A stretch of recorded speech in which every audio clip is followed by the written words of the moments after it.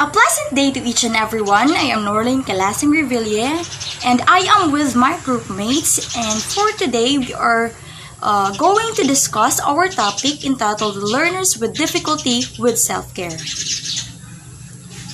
So what is self-care?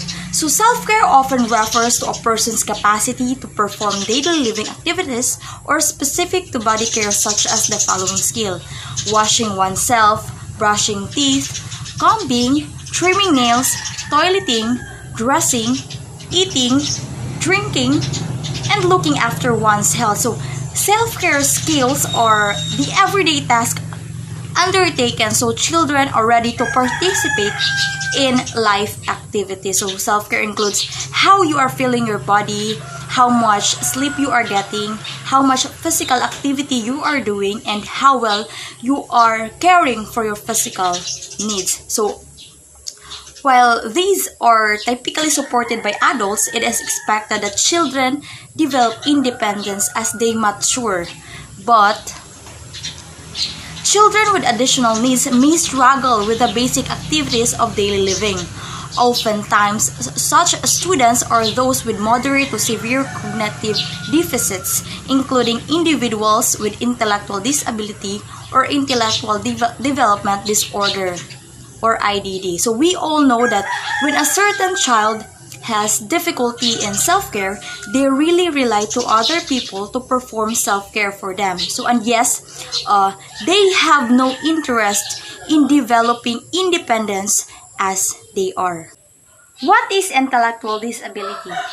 Intellectual disability is a developmental disorder that includes deficits in intellectual and adaptive functioning across domains of conceptual, social, and practical that occur during the developmental period. So, intellectual disability is a term used when there are limits to a person's ability to learn at an expected level and function in daily life. Levels of intellectual disability vary greatly in children. To be diagnosed with ID or IDD, a student must have deficits in both the cognitive and adaptive domain.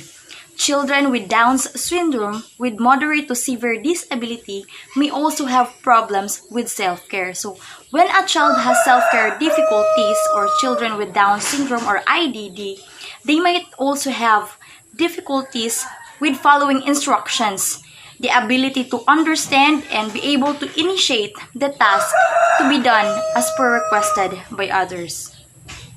Identification. The traditional approach to measuring levels of severity of ID was determined through the use of intellectual tests.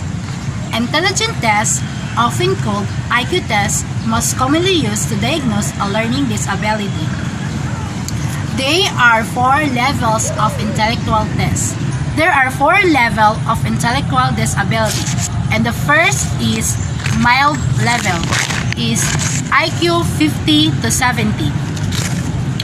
Many individuals within this group can achieve some academic success. They usually meet elementary academic levels or beyond with sufficient supports. People with this degree of severity are mostly self-sufficient with sufficient supports.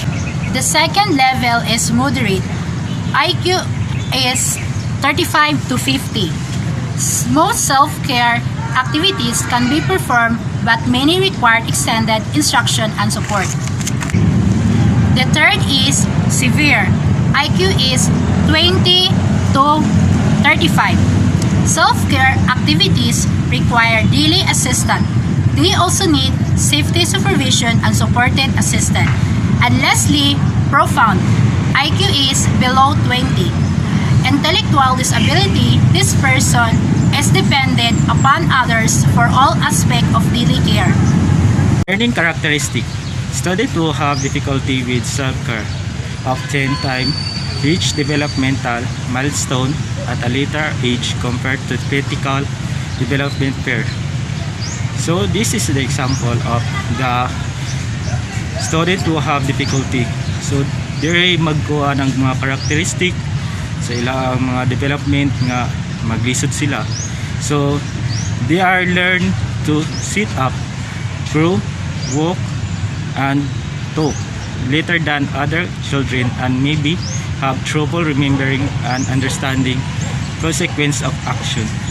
So diri na katong mga action nila ag mga walk nga maglisod sila sa ila ang self-care katong naay mga difficulty. So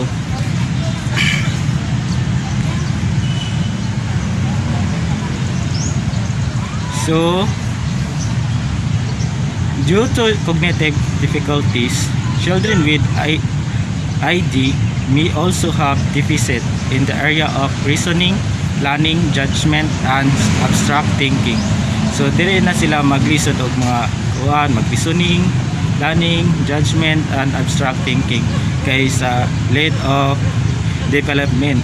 So student with ID learn adaptive skills at slowly pace, resulting a delay comparing to same age.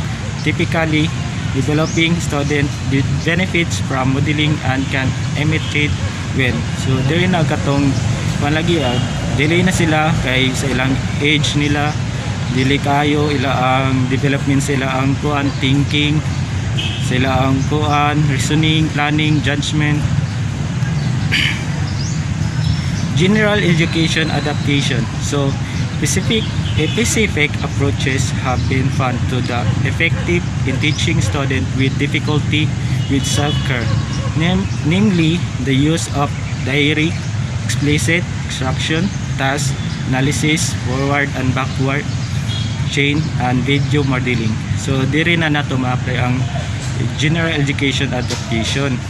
So like for example, task analysis, a behavior approach that break down a complex behavior or task into step-by-step procedure, thereby providing modeling and simpling practice for the student with difficulties.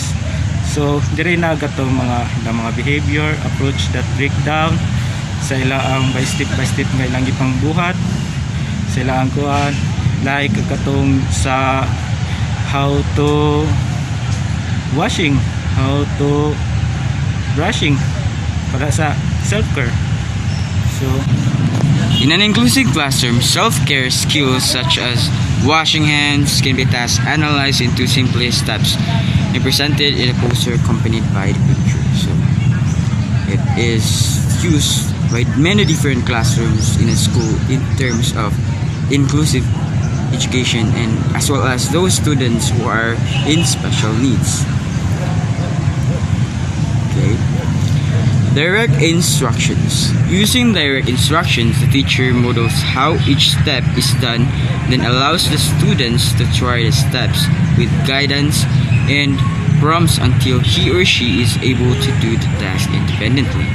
So the teachers are the one who guides the students and give directions so that the students might get a direct instructions about what are the things that they are going to do, so that they will be independent in many different things. Hence, direct instructions and support from the environment in the form of prompts, and as well as routines that are simplified are essentials for students to eventually become independent in using self-care skills. So, as what I have said, the teachers are the one who guides them and gives them directions in terms of what are the things that they are going to do in order for them to do the task well as using self-care skills. Forward chaining. The program begins with the first step in the sequence, such as getting the toothbrush and toothpaste, then providing the needed hand-over-hand assistance, and then gradually fading verbal and gestural prompts. So the teachers must do a step-by-step in order for their students to become more independent and for their students to learn more about the things that, or what are the steps that the students must do. So first, they are going to show what are the things that the students must do through providing the assistance or the guide of the teacher, or maybe through the gestures, or maybe the teachers may perform first until and the students will watch until the students will know what are the things that she or he might do. And of course, if that time will come that the students will have its knowledge to do the work, then the teachers will just add a verbal gestural prompts. The goal is to allow the students to master the first step and then followed by the next step in the sequence until the entire task has been performed.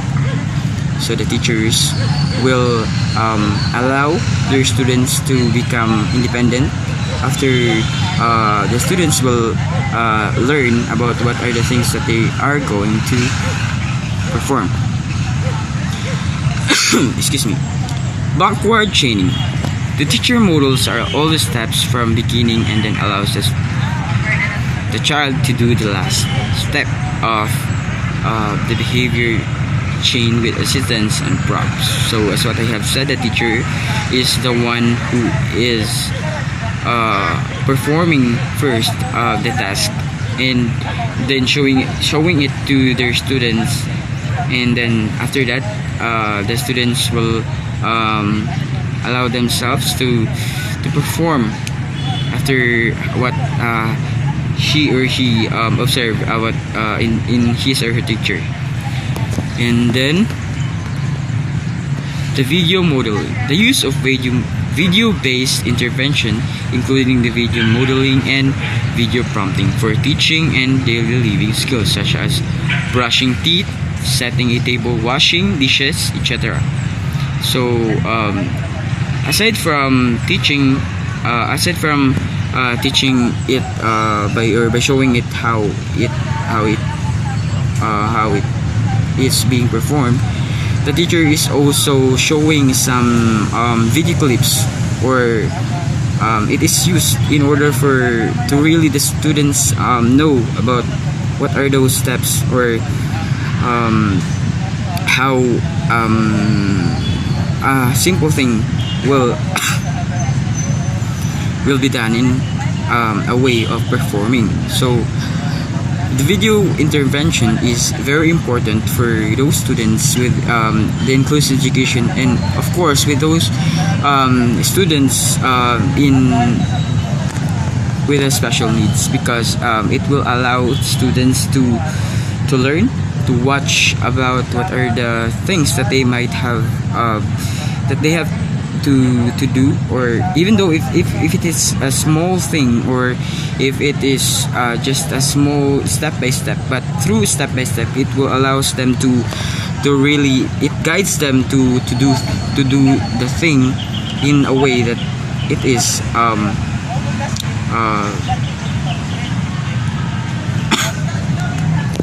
being performed. So the learners intellectual learning difficulties, so all of them are part of this kind of lesson. So, and then that's what we all. Thank you.